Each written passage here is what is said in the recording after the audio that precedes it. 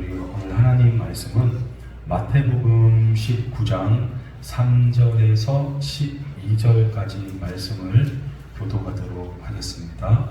신약성경 마태복음 19장 3절에서부터 12절까지를 저와 여러분이 교독하며 읽겠습니다. 저부터 읽겠습니다. 바리새인들이 예수께 나와 그를 시험하여 이르되 사람이 어떤 이유가 있으면 그 아내를 버리는 것이 옳으니까?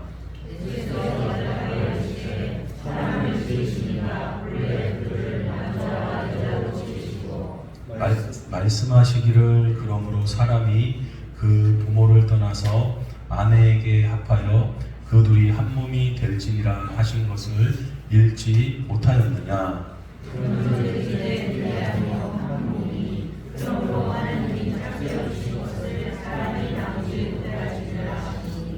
여짜오되 그러면 어찌하여 모세는 이혼 증서를 주어서 버리라 명하였나이까?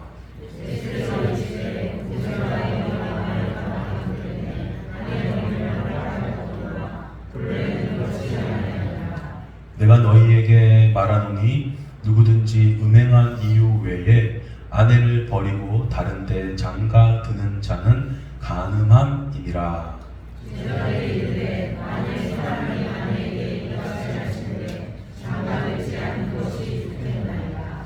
예수께서 이르시되 사람마다 이 말을 받지 못하고 오직 타고난 자라야 할지니라. 어머니의 폐로부터 낸 보자도 있고 사람이 만든 보자도 있고 천국을 위하여 스스로 낸 보자도 있구나. 이 말을 받을 만한 자는 받을지어다. 아멘. 논리학에서 잠깐 다뤄지는 내용이긴 한데 성급한 일반화의 오류라는 이제 말이 있습니다. 왜냐하면 한두 가지 사례를 통해서 전체를 이야기한다는 거예요. 서울대학교에서 졸업한 학생 중에 한 명이 강도질했다. 그럼 서울대 나쁜 학교만 이렇게 얘기를 한다는 거예요.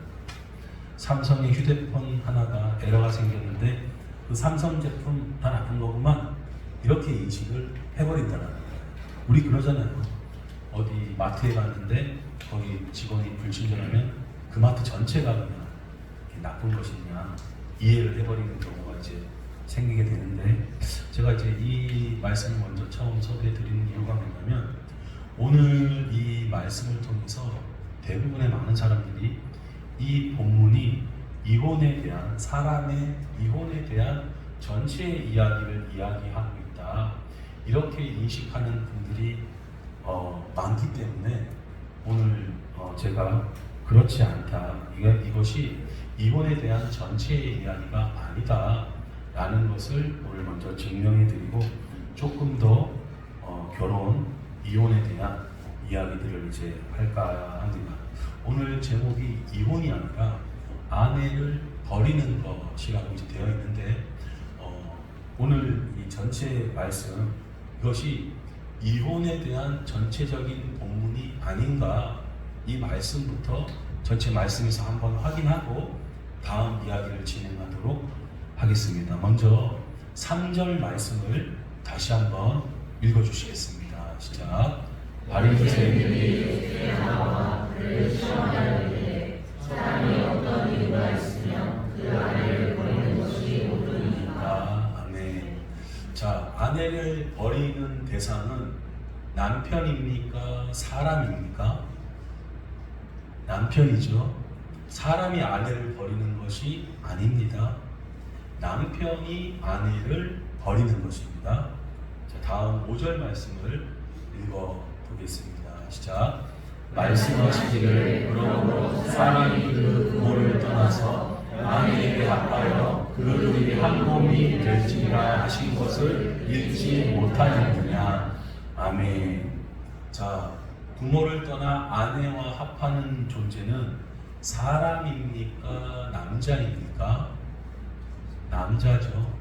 요즘 뭐 동성 결혼 이런 게 있다고 해서 그렇게 이해하시면 안 되죠. 남자가 부모를 떠나 아내와 합하는 것이죠. 자, 다음 8절 말씀을 또 읽어보겠습니다. 예수께서 이르시되 모세가 너희 마음의 완악함 때문에 아내 버림을 허락하였거니와 원래는 그렇지 아니하니라. 아멘. 자, 너희를 지칭할 때 이 너희는 남자를 대상으로 얘기합니까? 결혼하는 모든 사람을 대상으로 합니까? 남자를 대상으로 하죠. 왜냐하면 아내 버림이 허락됐다라고 이야기를 하니까. 자, 다음 10절 같이 읽어보겠습니다. 시작. 제자들이 이르되 만일 사람이 아내에게 이같이 할진대 장가들지 않는 것이 좋겠나이다. 아멘. 남자가 아내에게 장가들지, 장가라는 것은 장인, 장모의 집, 그래서 장가 간다 이렇게 표현을 씁니다. 자, 남자가 장가를 갑니까? 여자까지 장가를 갑니까? 남자가 장가를 가고 여자는 시집을 가는 거죠. 그쵸? 네. 모르시는 분 계세요? 네. 자, 남자가 장가를 가는 것이지 사람이 장가를 가는 게 아닙니다. 자, 마지막 12절만 다시 또 읽어보겠습니다. 시작. 어머니의 태로부터 된 고자도 있고 사람이 만든 고자도 있고 천국을 위하여 스스로 된 고자도 있도다. 이 말을 받을 만한 자는 받을지어다. 아멘. 자, 고자라는 국어학적인 의미는 생식 기능이 잘못된 남자를 지칭하는 거예요. 자, 그러면 오늘 이 전체 예수님께서 말씀하신 것은 남자와 여자를 대상으로 결혼과 이혼에 대한 이야기를 하신 겁니까? 남자를 대상으로 결혼에 대해서 말씀하신 겁니까?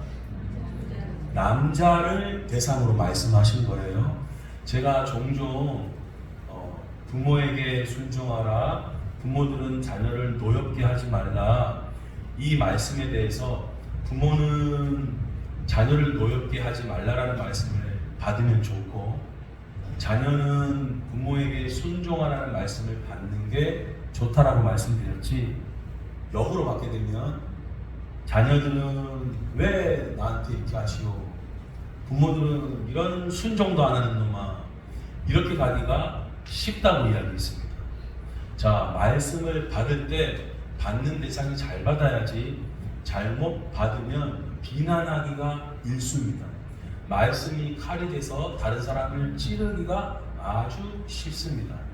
오늘의 이 말씀은 대표적으로 심지어 신학자들까지도 아예 그냥 이혼에 대한 전체한 것이다, 전체다 라고 생각한 부분이 있기 때문에 결혼과 이혼에 대한, 특히 말씀대로 살고자 한 경건한 분들이 굉장히 어려움을 겪게 된 말씀의 한 부분이라는 것을 제가 좀 전하고 싶습니다. 자, 이 말씀을 이미 알고 있는 분들도 계시고 하기 때문에 간단하게 생각하면 이래요. 결혼, 이혼의 조건은 딱 하나야. 상대 배우자의 음행이 아니고서는 이혼할 수 없어. 이렇게 그냥 딱 이해를 하신, 말씀대로 살고자 하는 분들이 많이 있거든요. 근데 오늘 우리가 살펴보니까 결혼할 수 있는 남자와 여자를 대상으로 한 말씀이 아니라 결혼하는 남자를 대상으로 예수님께서 말씀하셨다는 거예요. 여자를 대상으로 한 이야기가 아닙니다. 남자들을 대상으로 한 말씀이라는 것을 기억하셔야 됩니다. 그러지 않았기 때문에 오해가 굉장히 많이 생겼던 거예요. 이제 그러면 한번 천천히 살펴보도록 하겠습니다. 자, 3절 같이 함께 읽겠습니다. 시작. 바리새인들이 예수께 나와 그를 시험하여 사람이 어떤 이유가 있으면 그 아내를 버리는 것이 옳으니까. 아멘. 아내를 버리는 거지 여자도 이혼 사유가 무엇입니까? 라고 질문한 게 아니에요. 질문의 요지는 남자가 어떤 이혼 사유가 있으면 그 아내를 버릴 수 있습니까? 있습니까? 라는 질문이지, 여자 편에서도 남편이 어떨 때 제가 이혼할 수 있습니까? 라는 질문은 아닙니다. 여러분, 이걸 잘 이해하셔야 돼요. 이것을 이해 잘 못했기 때문에 어떤 여자분들은, 정말 신앙이 순수한 여자분들께서 남편이 음행한 거 아니고서는 이혼을 하지 못한 채 그냥 지옥 같은 생활만 평생 하다가 삶을 마치는 경우가 있어 왔거든요. 자, 근데 오늘 이 본문은 남자와 여자가 동시에 적용할 수 있는 말씀이 아니라는 거예요. 남자가 어떤 이혼 사유가 있을 때 아내를 버리는 게 옳습니까? 이 질문이에요. 자, 일단 바리새인들은 부정적입니다. 제가 그랬잖아요. 여러분, 결혼을 앞두거나 결혼을 하고 있을 때 우리는 결혼 생활을 계속 유지할 것을 일단 염두에 둬야지, 헤어질 거, 이혼할 거를 자꾸 생각하는 것은 좋은 방향성이 아닙니다. 근데 바리새인들은 보세요. 예수님을 시험하려고 자꾸 이런 부정적인 요소를 드러내는 거예요. 자, 그래서 남자가 어떤 이혼 사유가 있으면 아내를 버릴 수 있습니까? 이 질문입니다. 자, 우리 주 되신 예수 그리스도께서 뭐라고 말씀하시는지 5절, 6절을 같이 읽겠습니다. 말씀하시니, 그러므로 사람이 그 부모를 떠나서 아내에게 합하여 그 둘이 한 몸이 되어지리라 하신 것을 잊지 못하느냐. 그러니 이제 둘이 아니요 한 몸이니, 그러므로 하나님이 짝지어 주신 것을 사람이 나누지 못할지니라. 아멘. 남자들이 이혼할 생각을 막 이 사유 저 사유 한다는 말이죠. 근데 예수님께서 말씀하셨어요. 아니, 결혼이란 뭐냐면 부모를 떠나서 아내에게 합하니까 남자입니다. 그 둘이 뭐가 되는 거예요? 한 몸이 되는 겁니다. 여러분, 결혼은 뭐냐? 일단 첫 번째, 한 몸이 되는 겁니다. 한 영이 되는 것도 아니고 한 혼이 되는 것도 아니고. 자, 제가 왜 한 혼이 되지 않는다고 얘기하냐면, 다른 혼, 다른 생각, 다른 견해, 다른 의견 존중하셔야 돼요. 한 혼이 되는 게 아니거든요. 우리는 결혼을 하고 나서 한 혼이 될 것을 존중합니다. 왜 이렇게 안 해? 왜 당신 내 생각대로 안 해? 막 이런 식으로 다가가기가 쉽지만 그게 아니라는 거예요. 여러분, 다른 생각들 존중해야 돼요. 물론 틀린 생각이 있겠죠. 그 틀리다라는 견해는 성경에서 찾아야 됩니다. 여러분, 짬뽕이 맞습니까? 짜장이 맞습니까? 존중해 줘야 돼요. 당신은 말이야 맨날 이 매운 거만 먹어. 당신은 그 달달한 그 짜장면, 이게 아니라는 거예요. 다른 생각들은 존중해 주셔야 됩니다. 자, 결혼은 뭐냐? 한 영이 되는 것도 아니고 한 혼이 되는 것도 아니고 한 생각이 된다는 게 아니에요. 뭐가 되는 거냐? 한 몸이 되는 거예요. 아, 몸이 되는 거구나. 자, 그렇기 때문에 이제는 6절에 둘이 아니라 한 몸인데, 하나님이 짝지어 주실 때 믿는 사람끼리 짝지어 주시겠습니까? 믿지 아니하는 사람들을 짝을 지어 주시겠습니까? 우리가 믿기로는 믿는 사람을 짝지어 주시죠. 자, 그렇기 때문에 이런 결혼을 사람이 나누지 못할지니라, 이렇게 남자들에게 말씀하셨어요. 자, 이렇게 말씀을 하시니까 한마디로 예수님께서 남자들에 대해서 너희들 이혼 생각하지 마. 계속 그 아내와 한 몸이 돼 있기 때문에 아내를 생각하며 평생 결혼할 것을 염두에 두어야 돼. 자, 그러니까 바리새인들이 하면서 말씀 하나를 들으됩니다. 그 말씀이 7절인데요. 7절을 읽어보겠습니다. 여짜오되 그러면 어찌하여 모세는 이혼 증서를 주어서 버리라 명하였나이까. 아멘. 예수 당신은 이혼하지 마. 지금 우리들한테 그렇게 말씀하고 있는데, 구약 성경 알고 있죠? 모세는 이혼 증서를 주어서 아내를 버리라고 했습니다. 버리라고 명하였나이까는 헬라어 원어로 되어 있으면 명령하였습니까? 이런 뜻이에요. 하나님 말씀에 모세를 통해서 여자가, 이게 신명기 24장의 말씀인데, 여자에게 수치되는 일이 발견되면 이혼 증서를 줘서 여자를 집에서 쫓을 수 있다. 이렇게 성경에 되어 있었거든요. 자, 그러니까 이 사람들이 어떻게 얘기를 하냐면 수치되는 일이라는 게 명확하지 않잖아요.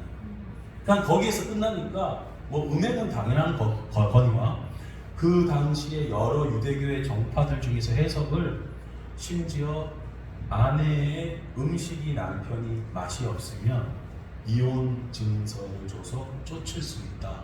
이렇게까지 해석이 확대되었어요. 그러니까 뭐 이혼 사례가 어마어마했고 이혼하는 사례가 어마어마했던 겁니다. 요즘 이혼이 많다 이렇게 얘기들을 하시지만 사실은 그 옛날도 그랬습니다. 제가 역사적으로 볼 때 그러면 언제 우리에게 성경에서 얘기되어지는 대로 평안하고 정말 안정적이고 행복된 생활이 이렇게 있느냐? 하나님 부흥의 날 그렇게 됐습니다. 역사적으로.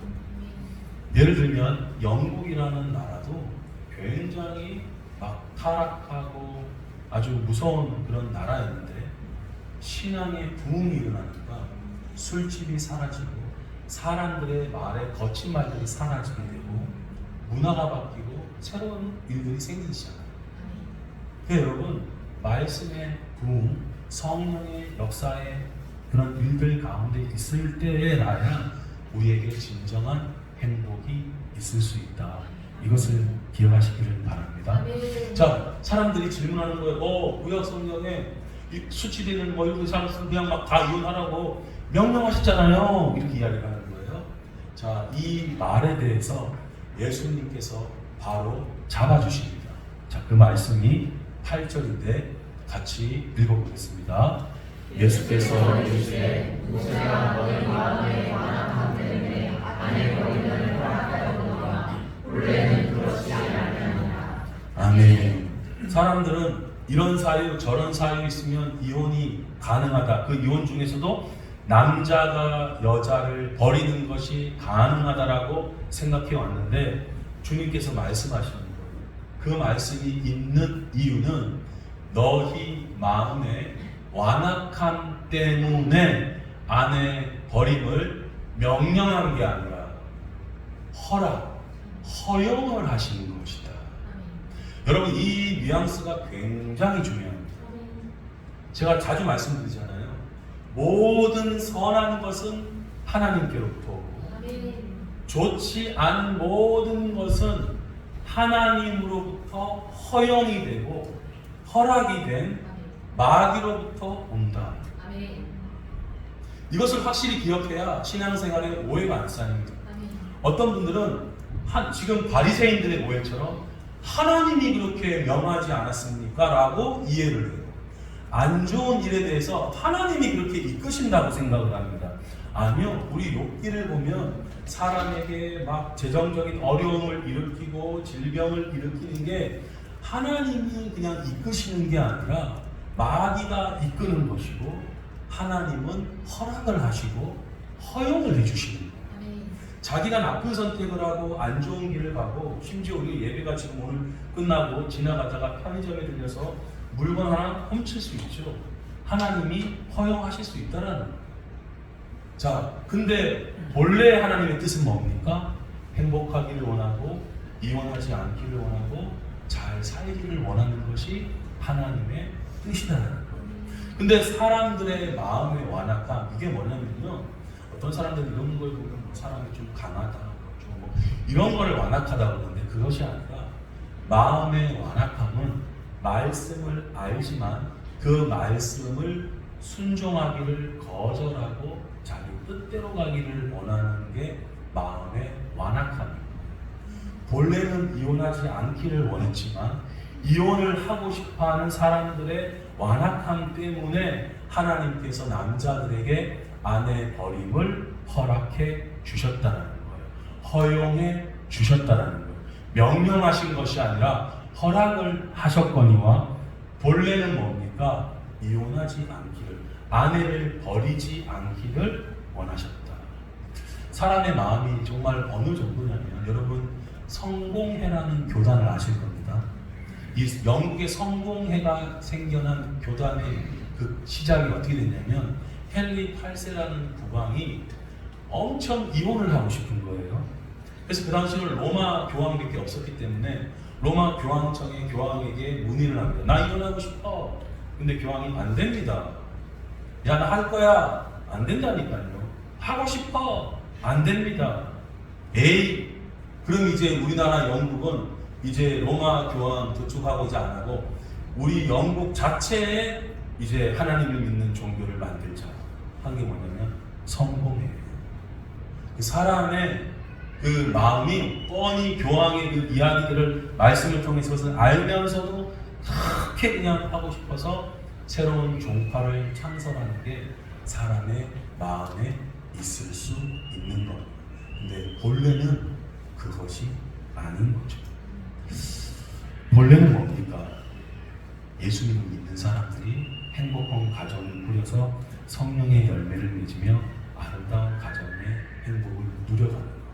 그게 하나님의 뜻인 거죠. 근데 이제 사람이 그렇지 않았던 거죠.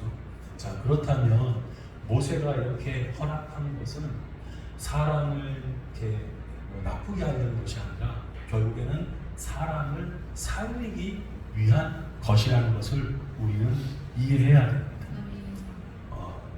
저희가 12월 달을 제가 평일날 예배 때 그 예수님 성탄절을 우리가 마음으로 준비하면서 기다리자 이제 이런 말씀을 잠깐 나눴는데요.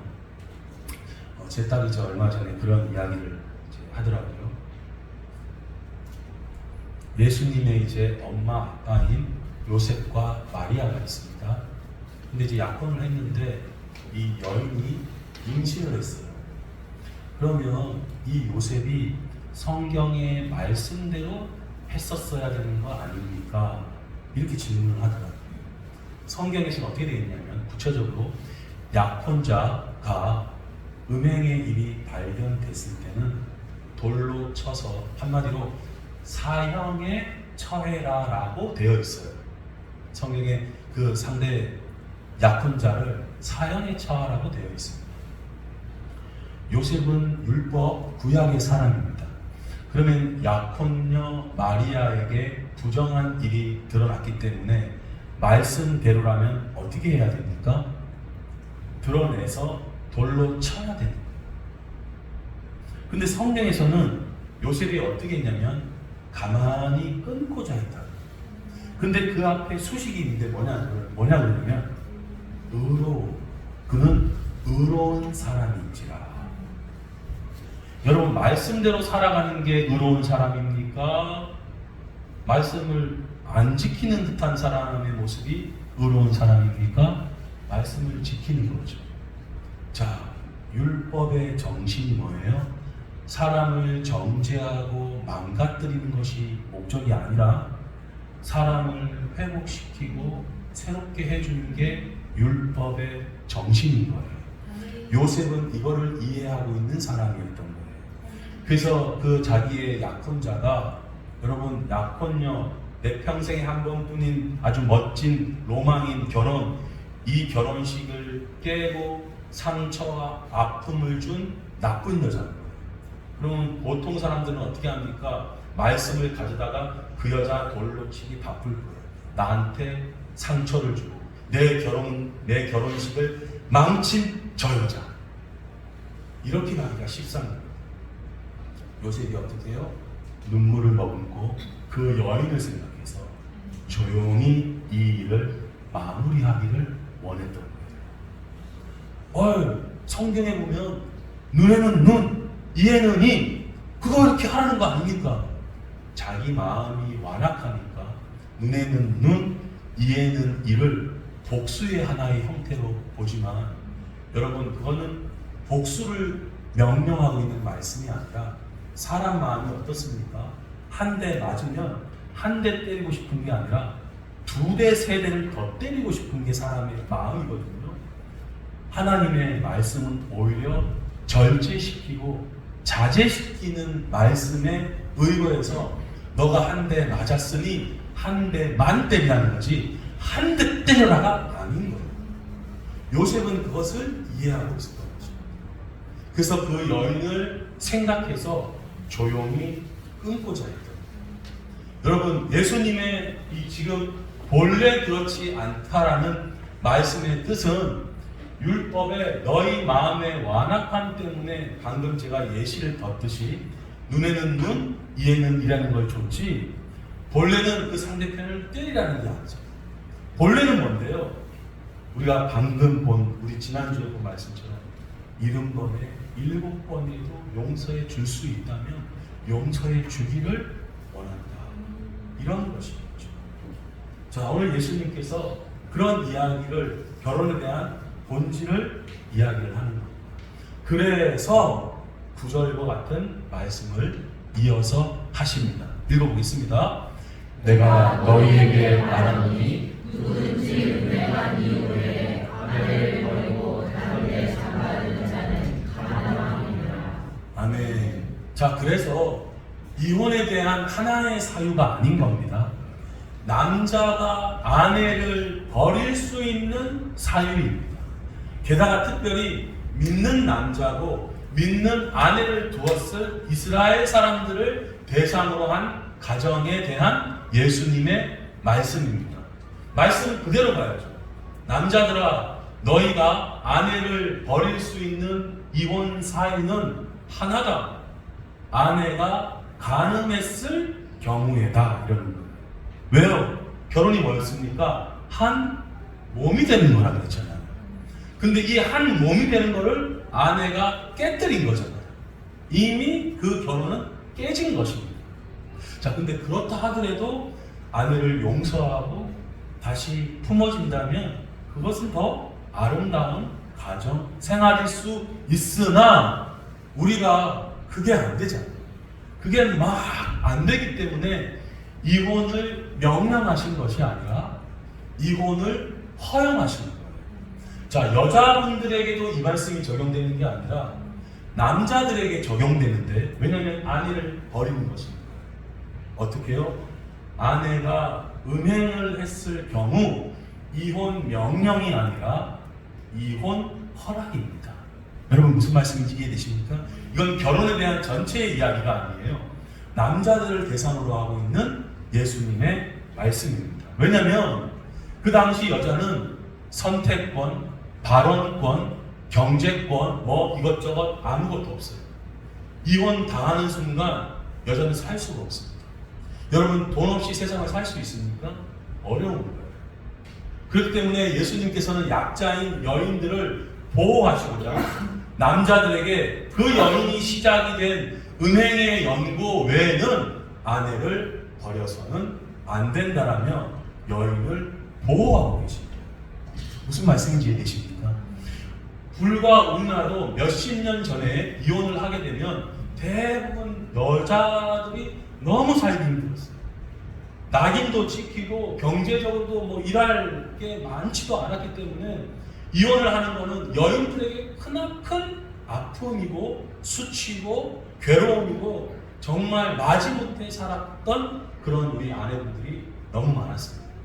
그래서 남자들에게 음행한 이후에는 아내를 버려서는 안 된다라고 예수님께서 말씀하십니다. 자, 그런데 저희가 요즘 수요 예배 말씀에 보면 결혼 이혼에 대해서 이제 재혼에 대한 얘기도 다뤄지게 될 텐데 그런 이야기들이 이제 나옵니다. 제가 막 껴 맞춘 건 아니고 하나님께서 순서상 이렇게 이제 말씀을 맞춰가고 계신 것 같은데 수요 예배 때 잠깐 나왔던 그런 이혼에 대한 오늘은 오늘 본문 말씀은 남자들이 이혼할 수 있는 사유를 이야기하지만 고린도전서 말씀에 보면 이혼에 대한 더 범위 있는 말씀을 해주시고 있는 경우가 나와 있기 때문에 한번 살펴보도록 하겠습니다. 우리 말씀 한번 읽어보겠습니다. 시작. 곧 믿지 않는 여자가 그대로는 달리게 하라. 형제나 자매나 너희에게 그럴 것이 없느니라. 그러나 하나님은 덕분 중에서 너희를 부르셨느니라. 아멘. 여러분 하나님은 우리가 평화롭게 있으시기를 원하십니다. 하나님께서 세우신 제도는 가정과 교회입니다. 구약에서는 가정을 세우셨고 신약에서는 교회를 세우셨습니다. 그래서 이런 공동체는 평화로워야 돼요.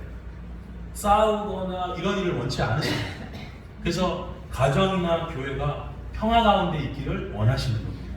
자, 근데 어떤 상황이냐면 아까는 믿는 사람들이었고 이번에는 조금 다른 상황입니다. 배우자가 믿지 않는 가정이 있습니다. 근데 이 믿지 않는 배우자가 이혼을 요구합니다. 자, 이 경우 어떻게 할 수 있느냐? 성경에서는 이혼할 수 있다라고 이야기해 주고 있습니다. 왜냐하면 여기는 남자만이 아닙니다. 형제나 자매나 이런 일은 뭘까요? 결혼 서약을 하고 결혼한 바로 그 경우를 이야기하는 겁니다. 이런 일에 후회될 것이 없고 자유할 수 있느니라 이렇게 불러요. 아, 그러니까 결혼할 때 안 믿는 사람 이렇게 하고 만나가지고 뭐 좀 여차하면 이혼하면 되겠네 이런 생각을 하시는 분들이 계실지 모르겠지만 39절에서는 이렇게 이제 이야기합니다. 남편이 죽으면 자기 뜻대로 여인이 시집을 갈 수 있지만 주 안에서만 결혼할 것이다. 그러니까 여러분, 내가 믿는 사람으로서 결혼을 한다라는 생각을 하게 되면 주 안에서 믿음을 가진 배우자를 고르는 것이 합당합니다.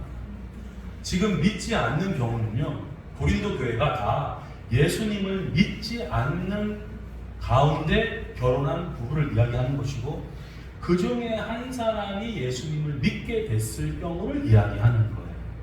자, 그러면 요약해서 한번 생각해 본다면 종교적인 문제로 이혼할 수 있느냐? 성경의 답변은 이혼할 수 있다라는 거예요. 네, 상대편이 자, 그래서 이방인, 즉 믿지 않은 사람과 이혼을 이제 할 수 있는데 상대편이 원할 경우는 자, 이혼을 할 수 있는데 자, 그러면 이 이방인과의 이혼이 가능하기 때문에 어떤 범위까지 우리가 생각해 볼 수 있느냐?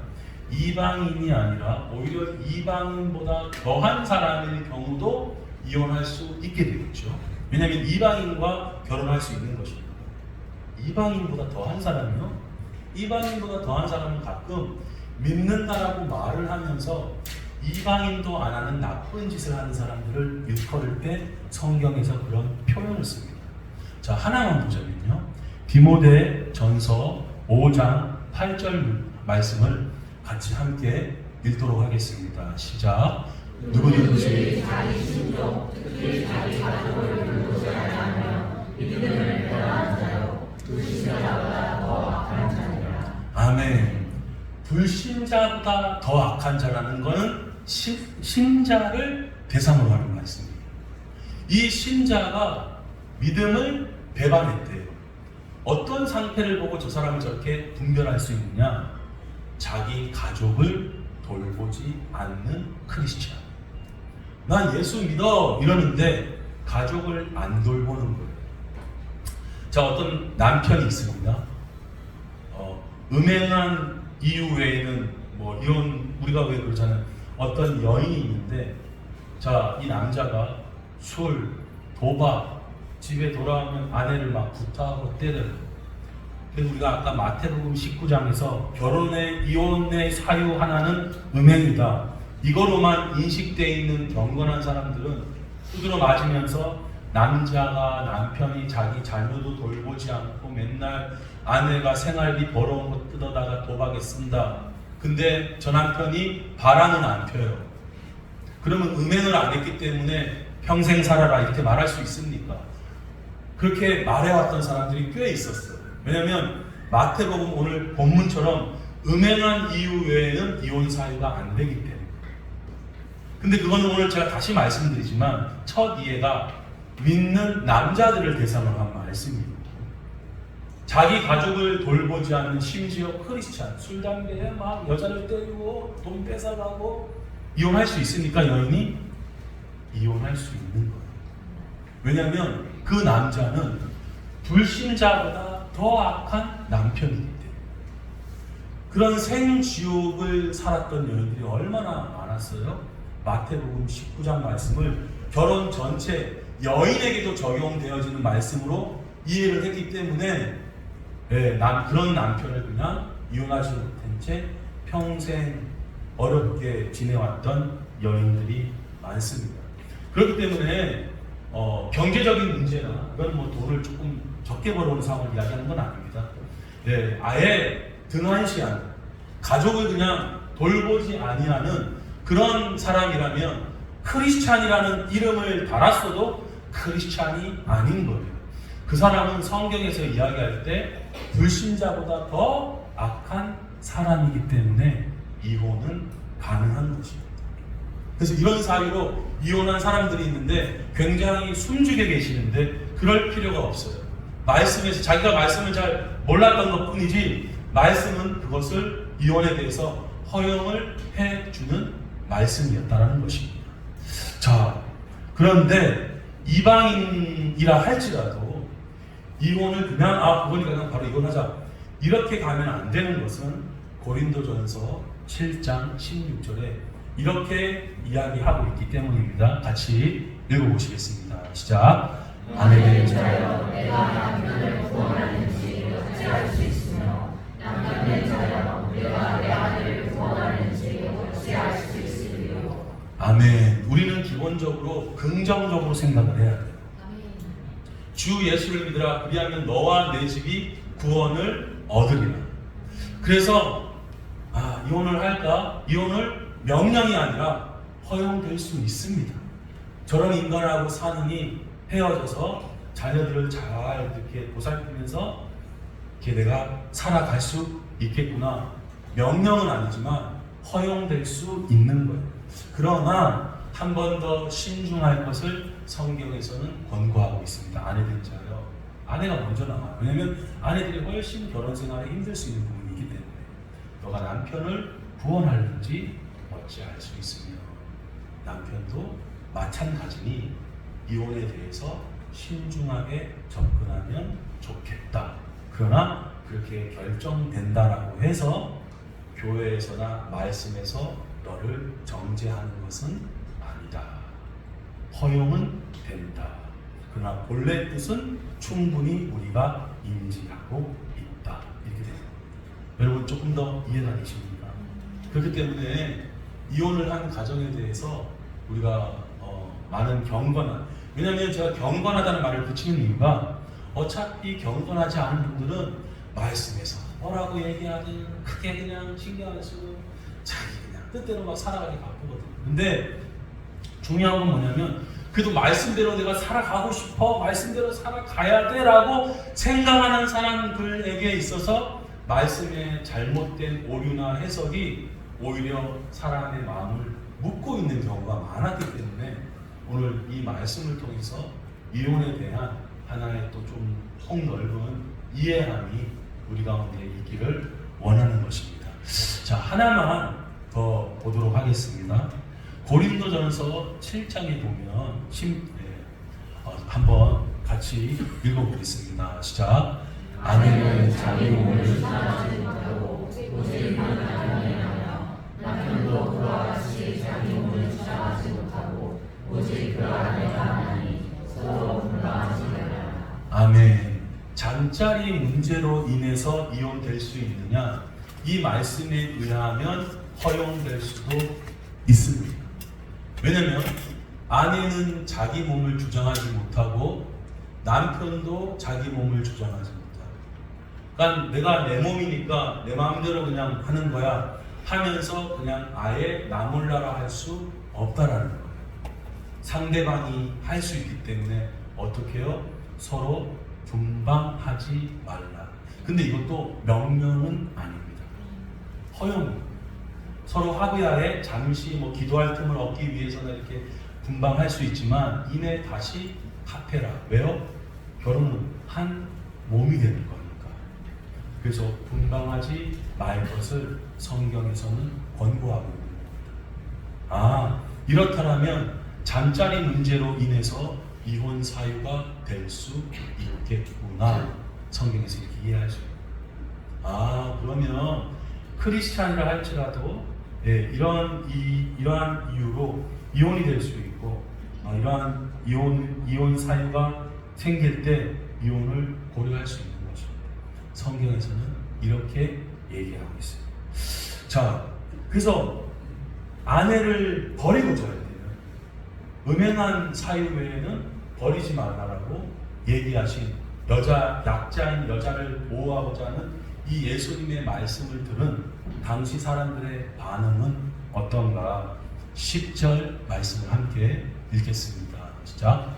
제자들이 이르되 많은 사람이 안에게 입가시하시되 장가를 가지 것이 좋겠나이다. 아멘. 야, 음행한 이유 말고는 여자 버리면 안 돼? 장가 안 가는 게 낫겠다.